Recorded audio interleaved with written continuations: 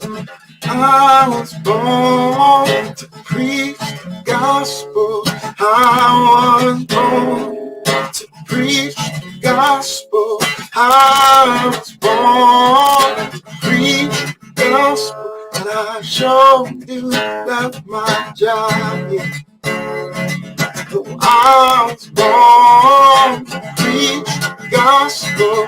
I was born to preach the gospel. I'm born to preach the gospel. I sure do love my job. Yeah. Yes, I really love my job. I'm a disciple that makes disciples that makes disciples. Oh, I'm a disciple that makes disciples that makes disciples. I'm a disciple that makes disciples that makes disciples. Yes, I'm a disciple that makes disciples that makes disciples. I'm a disciple that makes disciples that makes disciples. I'm a disciple that makes disciples that makes disciples. Get firmly rooted. So let's get firmly rooted. Let's get firmly rooted. So let's get firmly rooted. Oh, I'm a disciple that makes disciples that makes disciples.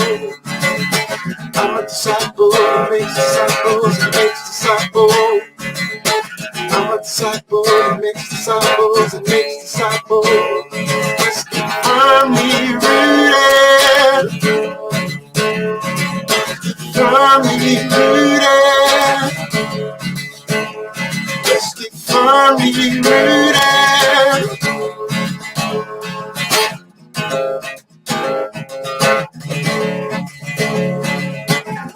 Yeshua, Yeshua, Yeshua, Yeshua, Yeshua, Yeshua. I'm a disciple that makes disciples that makes disciples. We're disciples that make disciples that make disciples. We are disciples that make disciples that make disciples. We are disciples that make disciples that make disciples. Let's keep firmly rooted.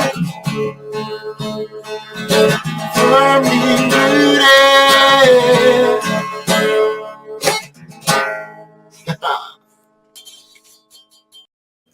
Rooted Man, good morning. Pastor G, hope you guys are doing well. Thursday morning, I was having some technical difficulties getting this started, and so I stopped and I prayed. That is the message today from James chapter 5, 17 to 18. We're going to look at that. And first, just quickly want to say hi. Hey, good morning, Ken Gooch. Good morning, Pastor. Good morning, Bert. Good morning, Chris Conley. So let's dig in, guys. This is very practical. You know, James is always... He's going to end his epistle very abruptly, and he begins it, you know, he doesn't mince words. But he is very much wanting us to really rest in the power that God has given to us. So as Pastor's been teaching on, this is not for the faint of heart. James believes that we have the power through Jesus Christ to work miracles, to see healings, to see our prayers answered.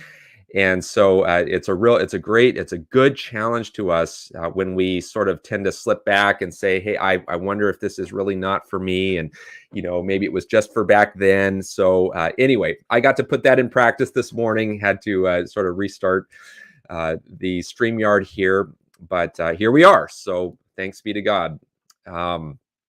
All right, guys, let's dig in here. Elijah, so he goes to the example of Elijah. Remember, he's talking about prayer and confessing your sins one into another, and now he's going to point back to an Old Testament example for the power of prayer. It says Elijah was a man with a nature like ours, and that's really where I want to focus today, a nature like ours. Okay, let's just finish the verse here. And he prayed fervently that it might not rain. And for 3 years and 6 months, it did not rain on the earth. Then he prayed again, and heaven gave rain, and the earth bore its fruit. So I think what James is really trying to get across here, guys, is that even though Elijah was this prophet of God who did these incredible things through God's power, he is not unlike us. In other words, he was a human being. He wasn't an angel. He wasn't, certainly wasn't the Son of God. He was a man with a nature like ours. But I also think, so first of all, that's just an encouragement to us that we can pray too. Remember, Jesus said, right, that if you have faith, even as a mustard seed, you can tell mountains to move. Okay, so James, remember, he is Jesus's brother. He used to not have faith. He used to not believe in Jesus, but now he does, and now he's seeing everything in full 1080. Right? He is absolutely convinced that that Jesus not only is the Son of God, but that Jesus has called him as his brother, as his disciple, to do the things now that Jesus has done, and even greater things, as Jesus says. And so that's why I believe he's encouraging us. He's saying, listen, Elijah, prayed that it wouldn't rain, and it didn't rain for 3.5 years. And then he prayed that it would rain, and it did. Elijah's no different than us. He's a human being like us who had faith. Now, I want to take it one step further here. When he says nature like ours, I think James is also alluding to Elijah's righteousness. Now, again, as Pastor was teaching on, the prayers of a righteous man, a righteous person, avail much. Okay, we can't expect to have anything from God, James writes, if we are not walking in step with God. If we're doubting, and certainly if we're not walking in righteousness, then we cannot expect our prayers to be answered. There's plenty of, I don't have time to go into all of this, but now let's talk about what does it mean to be righteous? Does it mean that I'm just a do-gooder and I'm just doing good things and not doing bad things? Well, no. Hopefully you've had enough teaching by now from Pastor and myself and others to know that our righteousness is not our own. It is an alien righteousness to us. Abraham believed, and it was credited to him as righteousness. Okay, so our righteousness comes through faith, which is a gift of God's grace to us. But nevertheless, it's that faith that activates the righteousness, and that now is what is what God looks at in order to answer these prayers. Okay, so we walk out that righteousness with our faith. Notice that it says that he prayed fervently. In the Greek, it's actually he prayed praying. So, it's one thing to pray, guys. It's another thing to pray, right? So he prayed fervently, and I just really believe that we've only skimmed the surface of that. I mean, how many times have we prayed a little bit, sort of given up, because we didn't get the answer we were hoping for? Well, I think this is just a great reminder to us that God really wants us to dig in and to make sure that we are giving our whole heart to our requests, because listen, we're far too quick here in this day and age to just settle for quick and easy. We have a fast food mentality, don't we? I think that on Sunday we had our fire drop event, and the forecast was just complete rain, and it did rain earlier on in the afternoon. But one of our members, Patty Miles, was praying fervently on her porch, and sure enough, that for like an hour and a half before the event, the skies parted, and the storm went north of us, even though it was forecast to continue to just deluge us.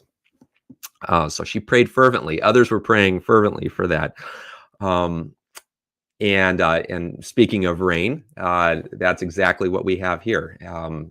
For 3.5 years, it didn't rain. And, I think that's significant, guys, because 3.5, that's, half of 7.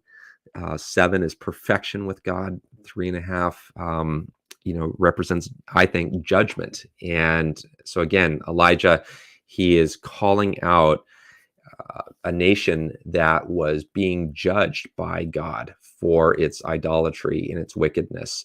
So Elijah wasn't afraid to confront that. He wasn't afraid to walk in truth in the midst of so many lies in his generation. And so I think that's last thing I'll just say that's so key, right? We can't be living like the world. We can't just be embracing all of the things that God hates and expect our prayers to be answered. God is, he will not be mocked. God is a holy and righteous judge, and he calls us to follow him in that. Again, not of our own strength, not of our own nature, but it's a nature that's been given to us by grace through faith. So guys, I hope that's helpful to you this morning. God be with you. I will be back at 8:30 for Strengthening Our Roots. Don't catch you then. Have a firmly rooted day. May someone see Jesus in us today. Peace.